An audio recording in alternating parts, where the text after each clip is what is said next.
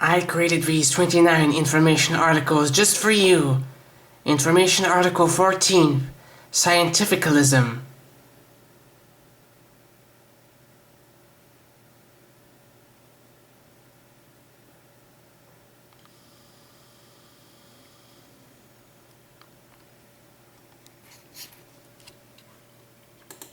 Scientificalism. In today's time and age, scientificalism is quickly becoming the new contender for a one-world religion. Science is the ultimate tool weapon of the unbelievers, skeptics, doubters, atheists, scoffers, infidels, heathens, blasphemers, secularists, and materialists. Scientificalism has the power to destroy all religions in the world, most of all Christianity, by using unproven theories, untestable hypotheses, endless mysterious contradicting discoveries, and by sheer singleness and unanimousness. Scientificalism claims to be the embodiment of facts themselves, thus nullifying all religious consideration, because nothing can stand against indisputable hardcore facts. People like to think that science and the future are open and boundless, but they are not. Science, education, and philosophy have reached a dead end at this point. Unlike the early 19th century, which was the only time of enormous inventing and trying this and that, and where most things were unknown, today almost nobody plays around with ideas or inventions anymore, because science has already established what is possible and impossible, and what is acceptable and unacceptable. Science has answered everything, or almost everything, and anyone who disagrees with the established paradigm is shamed, ridiculed, ignored, or fired. Today science has explained everything, or almost everything. There is nowhere left for it to go, and since there is nowhere left for it to go, it will freeze or start to degenerate. Science has become its own trap and is ultimately self-defeating, because it restricts what it can and cannot do, what it can and cannot explain, and what it knows or cannot know. Science has become its own religion. Anything, everything that contradicts the Bible and anything, everything that contradicts our human specialness is the work of the devil. The ultimate end result of scientificalism is the worship of man, humans, humanity, mankind. Scientificalism may become the religion of mankind, the Antichrist, and the whole world, as only it has the power and potential to destroy all other religions. Atomic weapons don't exist. It has been over 70 years now. 70 years are a long time for a mortal. Given human nature, if atomic weapons really existed, someone would have used them to take over the world by now. Just stop and think for a moment. You have an invention, the atomic bomb, which is capable of demolishing entire cities, which can crush the human spirit, and which has the power to literally conquer the whole world. And no one, all of this time, has tried to take over the world? It doesn't make any sense. Some people might say this is because of mutually assured destruction, but my devastating point is this: the Americans were seemingly the first to develop atomic weapons, years before anyone else. So if the Americans were the first to develop atomic weapons, and had atomic weapons, then why didn't they use them to take over the world? They could have bombed every other country in the world and then enslaved the survivors. No army in the world could have stopped them at the time. People will say, what about Hiroshima and Nagasaki? What about all the pictures, photos, and videos, destroyed buildings, and dead bodies? When I look at those pictures and videos of destroyed buildings, they look burned, scorched, and incinerated to me. Not by one giant brutal super bomb, but by thousands, tens of thousands, maybe even hundreds of thousands of mini firebombs.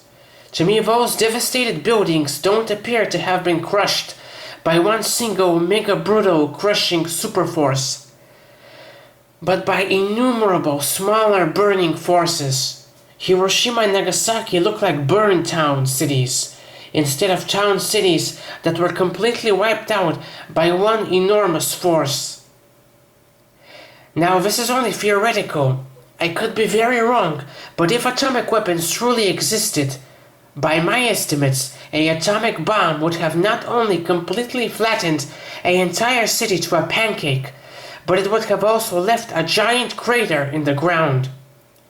The sheer monstrous crushing force of a falling atomic bomb would have not only flattened the entire city to ground level, it would have also torn apart the very ground from the ground itself. The entire city would have been grinded into dust. There would be absolutely nothing and nobody left except an enormous crater. There would be no clue that a city even existed. Example, if you build a sandcastle on the beach, the sandcastle is the city and you are the atomic bomb, and then jump and stomp on it or punch it with all of your might, it will completely flatten, and you may even carve a deep hole in it in the ground. The demons and the fallen angels who rule over this world need human lifeblood. Hiroshima and Nagasaki were satanic human sacrifice rituals. All those hundreds of thousands of people were being sacrificed to demons and fallen angels for their blood. Many ancient civilizations from the past were also sacrificing people for their blood, because the demons and the fallen angels told them so. The wars in the world are human sacrifice rituals. Nothing has changed. Atomic weapons are a monstrous deception designed to frighten the public out of their minds in order to create a future situation where a false savior or false saviors can rescue them. If atomic weapons truly existed, someone would have used them to take over the world by now. But nobody has, and maybe this is because atomic weapons don't exist. Global warming is also a sham. Global warming is a subterfuge, chicanery scam designed to make ordinary people feel bad, guilty, and responsible for the degeneration and escalation of the climate, the atmosphere. Global warming presents us with an inevitable and insurmountable ecological problem, catastrophe, for which only humans are responsible.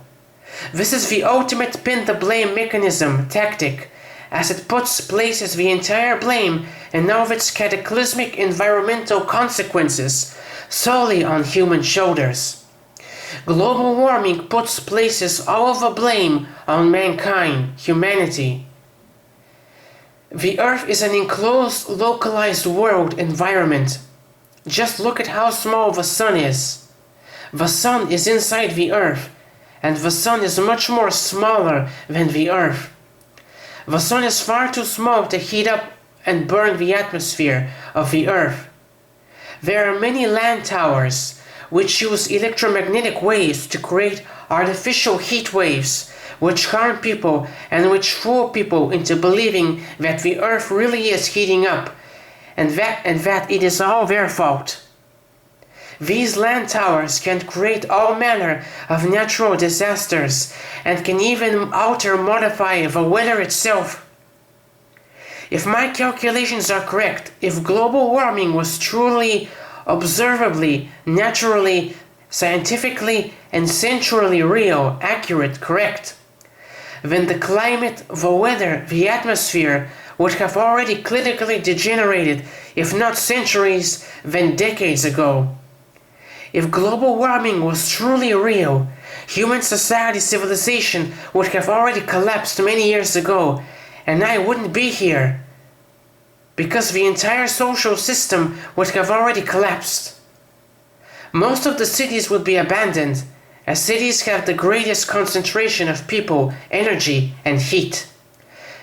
There would be many overheated zones, sectors, regions. A great many people would die from the heat waves.